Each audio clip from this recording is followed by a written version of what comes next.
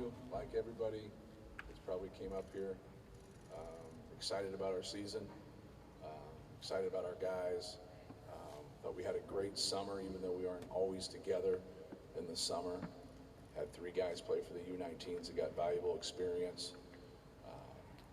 Have a good group of freshmen that are coming into our program that have really worked hard and done some really good things in their preparation for the season. We return our top, I think, 7 or 8 scorers. So we have some experience. Obviously, the thing that you want is experience of success in guys really pulling the rope all in the same direction.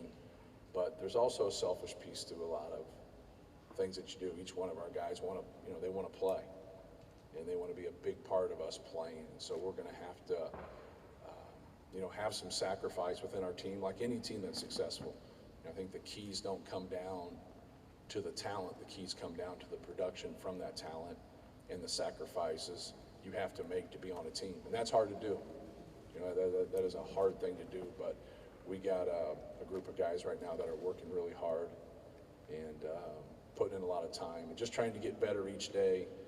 And I think what happens sometimes when you get picked to be one of the better teams, your management of that ends up being really crucial in terms of your success.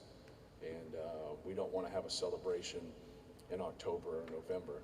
We want to be able to be in the position that they're saying that we should be, come late February, March, hopefully contending for a Big Ten championship and having a good number next to our name. But we also know we have to earn that. And you have to earn that every single day and do a lot of little things so your program could be successful. We will now open it up to questions. Over here in the corner.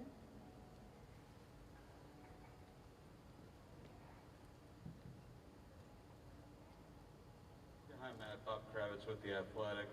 What do you think your group took out of last year's NCAA loss to North Texas, and how has that worked moving forward? Right. That's a good question because, you see a lot of teams that are a favorite in a game, get knocked off in the NCAA tournament through the years, and then that team fragments through graduation or transfer, and then they're not the same team the next year.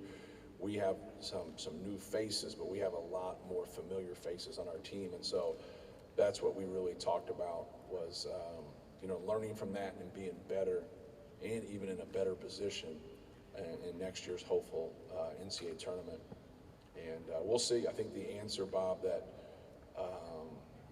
lies from your question really comes in our actions, going forward. But I use Virginia as an example when they got knocked off in the first round a couple years ago, then turned around and won a national championship. And, that was a devastating loss for them. But obviously, they used that as motivation, and obviously they were the national champs the next year. So we have to be able to use that as motivation. And the thing that hurts you as a coach is that, North Texas's coach is a very good coach, friend of mine, and we talked about just how good they were and how tough they were. And so it wasn't something that we took lightly. We knew North Texas was very, very good. But that's part of March Madness, and but we've really tried to magnify some of the things that we struggled with in that game, and hopefully that can make us a better team and a better program. We'll go back to the second row, but just a reminder to say your name and affiliation before your question, please. Yeah, Kevin Brockway, CNH Sports Indiana. Coach, your freshman class, how are they coming along? And I know that Trey Kaufman had a hand injury. Right. How is he coming along health-wise as well? Yeah, all 3 of them are great. They have a lot of similarities in their makeup. Very grounded, work hard, put a lot of time in, trying to improve and try to get themselves ready for the season. Brian Waddell is from here in Indianapolis, from Carmel, has been fabulous. How he didn't have other high major offers just kind of blows my mind, to be frank with you. But just a winner, guy's won 2 state championships, very fluid, understands the game. Trey Kaufman won 2 state championships also, hurt his hand, as you mentioned, so that's setting back a little bit. as he missed the first month of workouts in the summer, but can really score the basketball. He's got a good feel for what's going on, and just trying to learn from a defensive standpoint, and then all of our ins and outs offensively and the stuff that we run. Caleb first made the U19 team and really put himself in a great position. Got a chance to play the 4 and the 5 with the U19s, which he'll play for us. But very good, very mobile, can really move.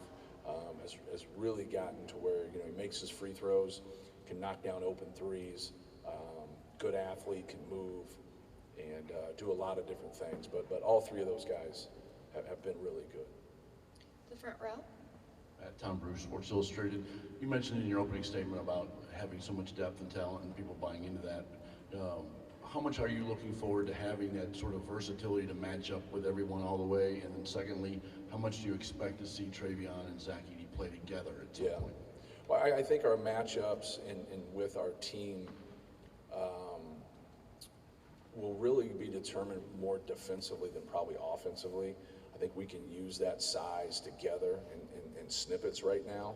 It just depends on how skilled your 4 is, or if we feel like we can flip that matchup offensively to where we might have some struggles defensively, but not as much as you're going to have, you know, at the other end. And what you can live with. I think as a coach sometimes that's what it really gets to.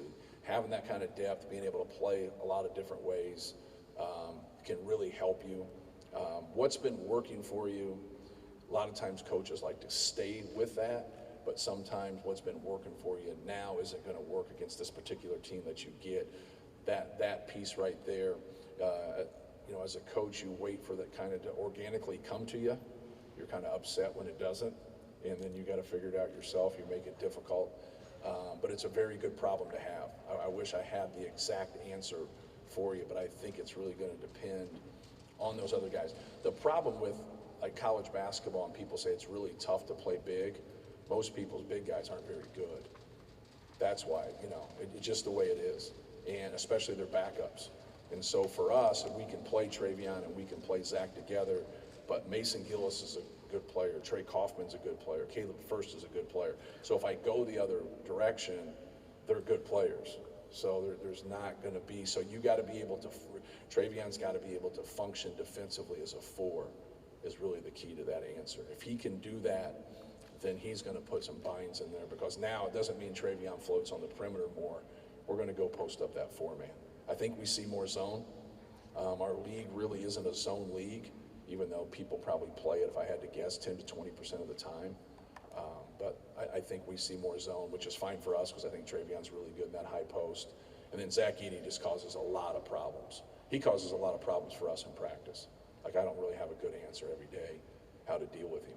And he's really improved. He's very, very good. We have time for one final question. We'll go to the second row in the corner. Hey Matt, Dustin DePirac, Bloomington Herald-Times. I was also going to ask you about Travion. I'm over here on your left. Way over Thank here. you. Thank you. Okay, sorry about that. Just to expand on what you're talking about Travion, obviously you guys tried doing the too big thing a couple years ago with him and Harms. What makes him better prepared? What makes Travion better prepared for this now than he was 2 years ago? I don't know if he is. He's a really good player. He's a better player than he was 2 years ago. You know, he has more knowledge of the game. You know, he's such a good offensive rebounder and he's such a good passer. Those are his two extremes on a high level. And, you know, you double him and, you know, he's going to make you pay. You get the ball in the high post to him. You can run splits off it. You can do a lot of different things because he sees the floor so well. And then he's the 4th best offensive rebounder last year in college basketball as the 5. But do the pros outweigh the cons? Like that's the real question going forward. And we have other players. Other guys are good players too. So I think it can happen. I think there's going to be games it doesn't happen at all. I think there's going to be games that happens in snippets. And then if we can really work towards playing them together, you have to be able to take care of the basketball. You know, you get 2 of the biggest guys on the court and they're anchored by the rim and a turnover happens. And now you got to sprint to the other end and they're faster and they're running 80 feet and you're running 90 feet. You know, I think we can all figure out how that ends.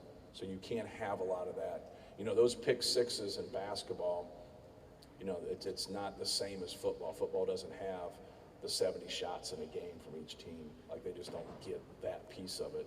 And so that gets magnified in the giveaway, takeaway in a football game. But in basketball, if you do that and you're just going to give people runouts, when you get against good teams, you got to be able to steal points. You just do. Like, you got to be able to get on the glass and steal points. You got to have your defense create offense. You got to be able to get in transition. If you're just stuck in the half court playing against a really quality team, it's hard. It's really hard. And so you want to be the team flipping things to where you're stealing points. But if they're stealing points off of you, now you're playing in theory big, but it's counterproductive. It doesn't make a whole lot of sense no matter what the narrative is. Like, you have to get, if you have functional people sitting on your bench not being able to play, and you just have size and you're not functional with it, the only time it's really advantageous is when a shot goes up. Now you're at it. We got to have the advantage when shots go up. We got to have an advantage offensive efficiency. We got to have an advantage defensive efficiency. And then if you take care of the basketball and you make good decisions, you're going to set your defense and stay out of transition. So I hope my Jerry Maguire mission statement made sense.